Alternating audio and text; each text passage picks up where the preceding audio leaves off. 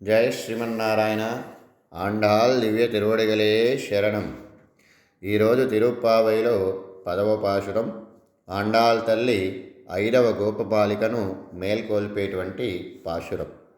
నొత్తు చువర్గం పుగుగిన్ర అమ్మన్నాయ్ మాత్తముం తారారో వాశల్ తిరువాదర్ నాత్తత్తులాయ్ ముడి நாராயண் நம்மால் போத்தப்பறை தரும் புண்ணியனால் பண்டொரு நாள் கூத்தத்தின் வாய்விலுந்த கும்பகர்ணம் தோத்துமுனக்கே பெருந்தையில் தான் தந்தானோ ஆத்த ஆனந்தலுடையாய் அருங்கலமே தீர்த்தமாய் வந்து திரா ఏలోరెంబావాయ్.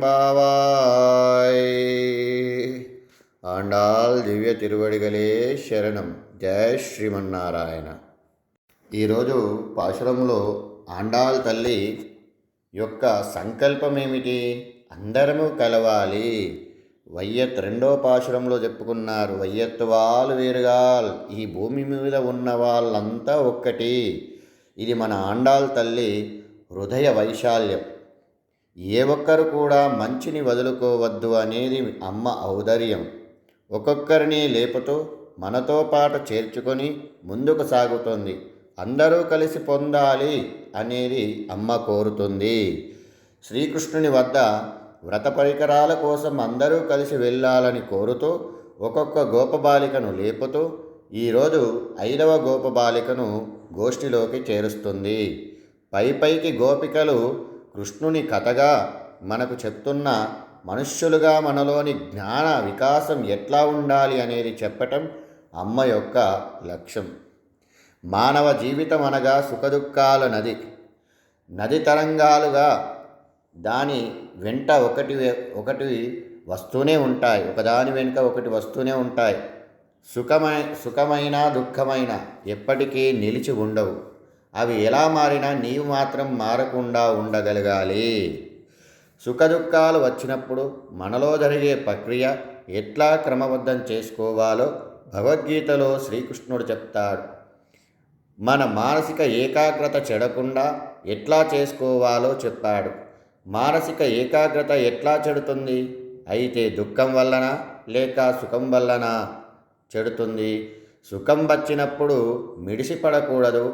సుఖదుఖాలు ప్రమాదకరం కాదు, వాటి యందు మనం పెట్టుకున్న పట్టు ప్రమాదకరం.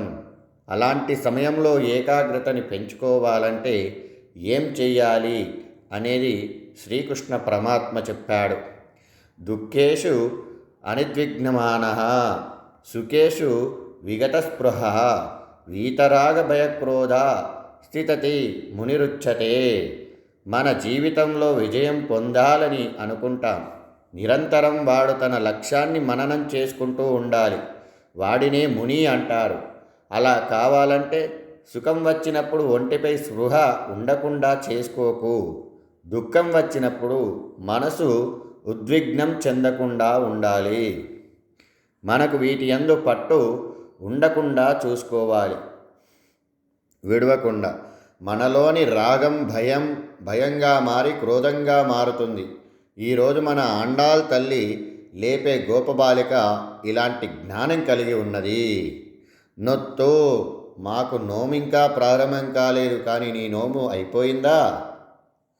ఎందుకంటే ఫలితం నీకు ముందే లభించింది. చువర్గం పుగుగిన్ర, నిద్రలో హాయిగా స్వర్గంలో ఉన్నట్టు ఉన్నావు. అంటే కృష్ణుడు నీ వద్ద ఉన్నాడు. కృష్ణుడు ఎవరికి లభిస్తే అన్నీ వారికి లభించినట్లే. సకల లోకాలన్నింటినీ తనలో చూపించాడు కదా. ఎప్పటికీ మారకుండా ఏకరూపంగా ఉన్న ఆనందమే భగవంతుడు అని అంటే ఆ భగవంతుడే రూపుదాల్చి వచ్చినదే శ్రీకృష్ణ అవతారము. ఆయనలో సకలం ఉన్నట్లే కదా. ఆయన ఒక్కడు చేతికి చిక్కితే అన్ని చేతికి చిక్కినట్లే కదా. తేషాం రాజన్ సర్వయజ్ఞ సముక్తః. ఎవడైతే కృష్ణానుగ్రహం పొందుతాడో వాడికి ఏ ఇతరమైన సాధనాలు అనుష్ఠించాల్సినటువంటి అవసరం ఉండదు కదా. అమ్మన్నాయ్, ఓ యజమానురాలా, యజమానురాలంటే ముందు మమ్మల్ని సుఖింపజేసి కదా నీవు సుఖం అనుభవించాలి. మాతమం తారారో, ఒక మాట మాతో మాట్లాడరాదా?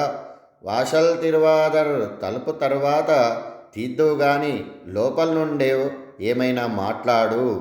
నీవు భాగవతోత్తమరాలివి, నిన్ను సేవించుకోవటం ముఖ్యం. నిన్ను శ్రీకృష్ణ సేవకుడి మేం వేరు చేయటం లేదు. నీ మాట చాలు మాకు, వేరే ఏం అవసరం లేదు. అది మాకు ప్రాణం కాపాడుతుంది, మాలాంటి వారి ప్రాణాన్ని కాపాడుతుంది. జ్ఞానం పొందాలనుకునే వ్యక్తికి మహానుభావుల వాక్కు మొదటి రక్ష అవుతుంది. వీళ్ళు కృష్ణుడు లోపల ఉన్నాడని వీళ్ళు అనుమానిస్తున్నారు. ఇంకా ఏం మాట్లాడినా వీళ్ళు తప్పుపడతారు అని లోపల గోపబాలిక ఏం పలకలేదు. లోపల కృష్ణుడేం లేడు అని అన్నట్లుగా ఆమె వీళ్లను పట్టించుకోలేదు. నాత్తత్తులాయముడే, లోపలుండేవాడు మన స్వామియే. ఎందుకంటే తులసిని ధరించినవాడు మన స్వామియే కదా. ఎవరికి ఆపద వాటిల్లినా రక్షించడానికి తాను తగదును అని సూచించడానికి గుర్తుగా ధరిస్తాడు. మేము ఆ వాసన గుర్తించాం. లోపల గోపబాలిక నాపై లేని అభాండాలు వెయ్యకండి అని అంటుంది. చూడండి, తలుపులు వేసి ఉన్నాయి, కృష్ణుడు ఎక్కడి నుండి వస్తాడు అని అన్నది లోపల గోపబాలిక. నారాయణ్, అంతటా వ్యాపించిన వాడే కదా ఆయన. సకల చేతన అచేతన వస్తువులకన్నింటినీ లోపల పైన వ్యాప్తించి ఉండేవాడు. అలాంటి వానికి తలుపులు అడ్డా? నమ్మాల్ పోత్తప్పరైతరుం, దేవతలకే అందని స్వామి మనలాంటి సామాన్యులందరికీ అందేవాడు ఆయన. పుణ్యనాల్, పుణ్యాన్ని ఇచ్చే ఉదారుడు ఆయన. మా అందరినీ అందాల్సినవాడు. నీ ఒక్కదాని వద్దే పెట్టుకోవడం సబబా?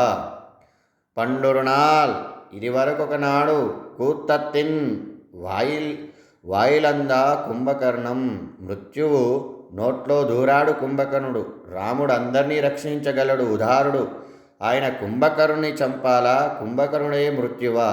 నోట్లో దూరాడు. దీపకాంతి కోసం వచ్చిన కీటకం ఆ వేడికి మృత్యువులను చేరితే తప్పు దీపందా? దీపం ముట్టించినప్పుడు దీపం దగ్గరికి వచ్చి పురుగులు చనిపోతే తప్పు దీపానిరా? కాదు కదా. బుద్ధిమంతుడు ఆ దీపకాంతినే వాడుకొని బాగుపడతాడు. బుద్ధిహీనుడు దానిలోపనే పడి ప్రాణం తీసుకుంటాడు. తోత్తు ఉనక్కే పెరుందైల్ తాంతందానో, ఇంతగా మేం చెబుతుంటే వినటం లేదంటే ఆయనతో నిద్రలో పోటీ పడుతున్నావా? పైకి సరదాగా చెప్పినా లోపల వేరే అర్థాన్ని సూచిస్తుంది మన ఆండాల్ తల్లి. ఒక దివ్యమైన జ్ఞానం కల మహనీయుడితో పోలుస్తుంది. ఎవరు అంటే కుంభమును కరుణముగా కలిగిన వ్యక్తి. అగస్త్యుడు ఓడిపోయి తన శక్తిని నీకు ఇచ్చేశాడా ఏంటి? అగస్త్యుడు అనే ఋషి ఒక కుండలో పుట్టినవాడు. శివుని వివాహానికి హిమాలయ పర్వతాన్ని ఆయన ఎక్కుతుంటే ఆ పర్వతం అగస్త్యుని వైపు వంగిందట. వింధ్యాపర్వతం మేలు పర్వతానికి పోటీతో పెరుగుతుంటే దేవతలంతా గాబరగా పడి ఈయనవి అడిగితే వింధ్య పర్వతం ఈయన శిష్యుడు. ఈయన దగ్గర రాగానే ఆ పర్వతం వంగి నమస్కారం పెడితే ఆయన తదాస్తు అని పెరుగుదలని వంచాడు. అది ఆయన గొప్పతనం. మామూలుగా మనం ఒక్కొక్క పర్వతాన్ని అధిష్టానం శక్తి విశేషముంటుంది. మనం దాన్నే పర్వతం అంటాం. ఈ భూమిని మనం అలాగే భావిస్తాం కదా. ఇక్కడ ఎన్నో జీవులు జన్మిస్తున్నారు. అందుకే ఆ శక్తిని విశేషాన్ని మన భూదేవి అంటాం.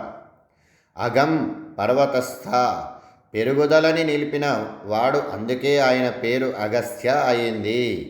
మనలో పెంచుకున్న పాపము కొండలని స్తంభింపజేయువాడు ఆయన. ఒకనాడు మొత్తం సముద్రాన్ని పానం చేసిన మహనీయుడు. ద్రావిడ భాషకంతటికీ ఆయన వ్యాకరణ సూత్రాలను రచించిన మహనీయుడు. వాతాపి సంహరించిన మహనీయుడు. అలాంటి మహనీయుడు కూడా నీ వద్ద ఓడిపోయాడా అన్నట్లు ఆండాల్ తల్లి చెబుతుంది. ఆ లోపల గోపబాలిక లేచి కృష్ణ అంటూ లేచింది.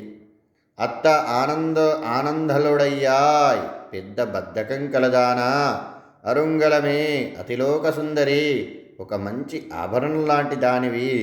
జ్ఞానుల జ్ఞానులే అలా ఉంటారు. వాళ్ళు ప్రాపంచిక విషయాల్లో పెద్దగా తెలిసిన వారు కాదు.